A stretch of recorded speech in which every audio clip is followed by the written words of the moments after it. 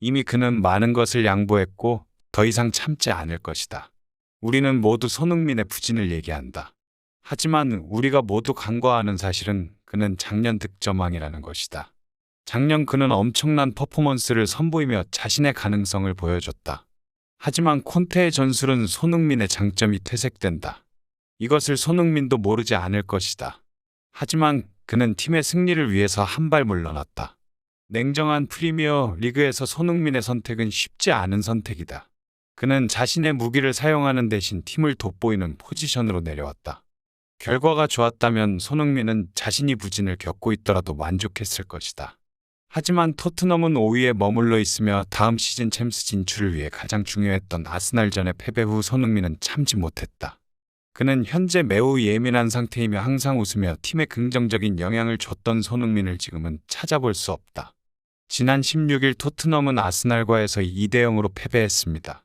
특히 콘테 감독은 아스날과의 대결에서 기존에 고수하던 빌드업 방식을 버리고 손흥민이 활약하던 역습 전술로 다시 바꾸며 화제입니다. 그는 선발 라인업에 손흥민, 해리케인, 클로셉스키를 기용하면서 저번 시즌 재미를 봤던 스크크 라인을 형성했습니다. 주관이 강한 콘테가 자신의 생각을 바꾸며 이번 아스날과의 경기가 얼마나 중요한지 알 수 있었습니다. 하지만 경기 결과는 처참했습니다. 전발 14분 아스날의 사카 선수가 올린 크로스를 요리스 선수가 놓치면서 자책골을 넣어버렸습니다. 결국 시작부터 토트넘은 무너지기 시작했습니다. 해리 케인 선수는 주장답게 팀원들에게 괜찮다고 말했지만 이미 전의를 상실했습니다. 그 이후부터 경기의 양상이 완전히 바뀌기 시작했습니다. 초반 치열했던 분위기와 달리 기세를 탄 아스널은 계속해서 공격을 시도했고 결국 마르틴 웨데가르드 선수의 왼발 중거리 슛으로 인해 한 골을 더 허용하면서 승기가 아스널로 완전히 기울었습니다. 전반전이 끝나고 영국 언론 스카이 스포츠에선 유리스를 향하여 날선 비판을 쏟아냈습니다. 그의 골키핑은 끔찍했다. 그의 실수는 골키퍼가 정말 상상하기 싫은 실수이다. 요리스가 전반전을 끝냈다고 봐도 좋을 정도였다. 이번 경기 콘테 감독은 많은 준비를 하고 나온 것 같았다. 콘테는 자신의 고집을 꺾고 기존의 선수들이 가장 잘하던 전술을 가지고 나왔다. 그가 이 경기를 얼마나 중요하게 생각했는지 알 수 있다. 하지만 요리스가 전부 망쳐버렸다. 그의 실책으로 인해 팀은 전보와해되었고 콘테 감독이 왜 이적 시장에서 골키퍼를 찾고 있는지 알 수 있는 장면이었다. 후반전 그들이 어떻게 변할지 모르겠지만 토트넘이 승리하기 위해선 최대한 빠르게 만회골을 넣어야 할 것이다. 아스날과의 경기는 그들의 명운이 걸려있다 해도 과언이 아니다. 그들이 쉽게 경기를 포기하지 않았으면 좋겠다. 며 토트넘을 응원했습니다. 경기 후반전 콘테는 결국 고집을 버리지 못하고 클로셉스키와 페리시치를 교체하며 빌드업 전술로 전향했습니다. 하지만 여전히 손흥민과 페리시치의 합은 맞지 않았고 경기를 중계하던 영국 풋볼 런던에서는 손흥민과 페리시치를 언급하며 말했습니다. 그 둘은 현재 전혀 합이 맞지 않고 있다. 이미 그들은 많은 경기를 치렀고 적응을 해야 한다. 어째서 콘테 감독이 계속 기용하는지 모르겠다. 이미 조정이 필요한 시간은 충분히 주어졌다. 손흥민은 다른 선수들과 합을 맞췄을 때 더욱더 빛난다. 그는 아마 페리시치를 출전시키고 싶었던 것 같다. 하지만 오랜 시간 출전을 못한 클루셉스키에게 기회를 줄 수밖에 없었다. 오랜만에 큰 무대에 나선 클루셉스키는 경기에 적응하지 못했다. 결국 경기 후반 클루셉스키와 페리시치를 교체하며 콘테는 자신이 원하던 스쿼드를 꺼내들었다. 경기에 이변은 없었다. 아스날의 매서운 공격은 계속됐고 결국 패배했다. 콘테 감독은 페리시치를 기용한 전술을 계속해서 사용할 것 같다. 어차피 그는 재계약을 하지 않는 이상 하고 싶은 걸 하고 팀을 떠날 것이다. 며 콘테 감독의 책임감 없는 행동을 비판했습니다. 이렇게 토트넘이 부진을 겪는 가운데 경기 중 일어난 손흥민과 페리시치의 말싸움이 화제입니다. 이 장면을 보고 영국 데일리 스포츠에선 손흥민이 동료와 충돌이 있었다 하면 항상 그 대상은 페리시치였다. 이날도 변함은 없었다.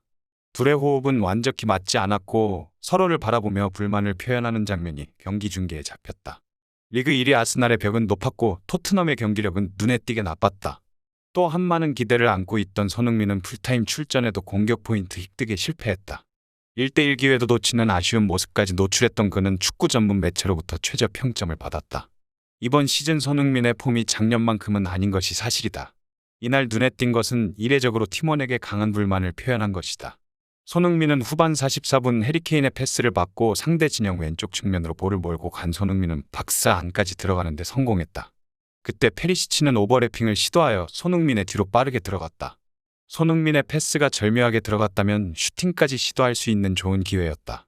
하지만 손흥민은 늦게 패스를 하고 말았다.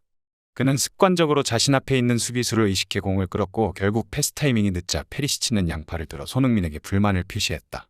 손흥민도 끝까지 플레이하지 않은 페리시치를 향해 두 팔을 뻗어 응수했다.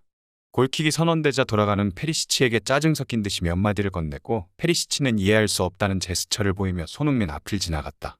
누가 봐도 토트넘 내부에서 갈등이 있는지 알 수 있었다. 영국 매체 BBC에서도 이들의 충돌에 주목했다. 페리시치는 손흥민에게 양손을 들며 강하게 불만을 표시했다. 이것은 둘의 문제가 아니다. 안토니오 콘테는 손흥민이라는 좋은 카드가 있음에도 자신의 애제자인 페리시치를 기용하기 위해 노력하고 있다. 둘 다 공격 성향이 강하다 보니 서로 지향하는 플레이가 일치하지 않아 연결 과정에서 미스가 자주 나온다. 둘이서 호흡이 맞지 않았던 건 이번뿐만이 아니다. 특히나 손흥민의 부진이 부각되는 올 시즌 그런 모습이 더 자주 노출되다 보니 이번에 합류한 페리시치를 향해 원성이 높아지고 있다. 며 둘 사이의 감정의 골을 해결하기 위해 새로운 해결책을 제시해야 한다고 말했습니다. 이후 페리시치는 인터뷰에서 손흥민은 너무 이기적이라고 말해 화제입니다. 손흥민은 너무 이기적이다. 그가 전 시즌 득점왕을 차지한 것은 알고 있다. 하지만 이건 별개의 문제다. 나와 손흥민이 맞지 않는 거라고 하지만 이번 경기를 보라 그가 조금이라도 패스할 생각이 있으면 나는 좋은 기회를 얻을 수 있었다. 하지만 그는 두 차례나 공을 끌며 활로가 보이지 않자 나에게 패스했다. 결국 나는 오프사이드 판정을 당했고 이런 경우가 한두 번이 아니다. 손흥민 선수가 토트넘에 헌신한 기간이 있기 때문에 지금 내가 욕을 먹고 있는 건 알고 있다. 하지만 눈을 똑바로 뜨고 있다면 손흥민이 왜 최악의 평점을 받고 있는지 알 것이다. 그는 저번 시즌과 같은 모습을 보이지 않고 있으며 자신의 부진으로 인해 감독님과 나까지 함께 욕을 먹고 있다. 그는 해리케인 다음으로 많은 주급을 받는 선수이다. 그만큼 그는 책임감을 가져야 한다. 지금 나의 발언이 팀에 지장을 줄 수도 있다. 그렇지만 나는 할 말은 해야 한다. 손흥민은 자신이 과거와 다르단 걸 인정하고 플레이해야 한다. 며 그가 계속해서 욕심내는 모습은 보기 좋지 않다고 말했습니다. 이러한 발언을 한 페리시치를 향하여 날선 비판을 했습니다. 손흥민은 6년 이상 토트넘에 헌신했다. 또한 꾸준히 좋은 모습을 보여주었고 고작 한 시즌 부진했을 뿐이다. 페리시치의 저러한 발언은 매우 경솔한 발언이다. 그는 우리 팀의 헌신적인 모습을 보이지 못하고 있으며 아직 한 시즌도 뛰지 않은 선수이다. 그가 팀에 애정을 갖고 있다면 저런 발언은 하지 못했을 거다. 콘테는 재계약을 하고 있지 않다. 아마 페리시치와 같이 손잡고 나가려 하나 보다. 자신의 위치를 어느 정도로 설정했는지 모르겠지만 손흥민은 결국 우리에게 다시 보여줄 거다. 그는 아직까지 한 번도 우리를 실망시킨 적이 없다. 며 페리시치에게 일침했습니다. 재밌게 보셨다면 구독과 좋아요 부탁드립니다. 감사합니다.